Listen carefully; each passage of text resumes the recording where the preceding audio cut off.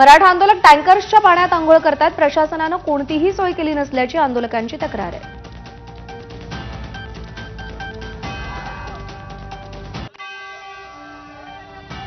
आझाद मैदान मध्ये हजारोच्या संख्येनं मराठा आंदोलक जमलेले आहेत आणि आझाद मैदानाच्या बाहेर म्हणजे मागच्या बाजूला जर आपण बघितलं तर तिथे सुद्धा मोठ्या संख्येनं गाड्या पार्क केलेल्या आहेत। जिथे नजर जाईल तिथे या गाड्या पार्क आहेत। म्हणजे बीएमसी समोरचा परिसर असेल, त्याशिवाय या कॉलनीतला परिसर असेल, पूर्णपणे गाड्यांची पार्किंग इथे करण्यात आलेली आहे। मग आंघोळीची सोय आपण बघतोय कशा प्रकारे आंघोळीची सोय मराठा बांधव करताना आपल्याला पाहायला मिळत आहे। कुठून आलाय?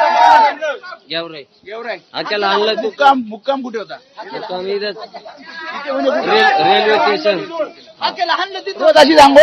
हो, रोज अशीच आंघोळ। किती दिवस राहणार? आता जेवण आरक्षण भेटत नाही तोपर्यंत जेवणाची व्यवस्था सुद्धा आंदोलकांनी आपापली केलेली आहे। या पोत्यांमध्ये सगळं खाण्याचं जे गोष्टी आहेत हे इथे बघतोय आपण। चिवडा असेल किंवा मग चपात्या असतील, भाकरी असतील, जे काही घरातून आणलेलं आहे ते आता पुढे किती दिवस टिकेल? आता किती दिवसासाठीच आणलंय हे? आम्ही 8 दिवस पुरून एवढं मटेरियल आणलेलं आहे आम्ही। 8 दिवस? हो, 8 दिवस। कॅमेरामॅन अनिल पवार समी वेदांत ने एबीपी माझा, मुंबई।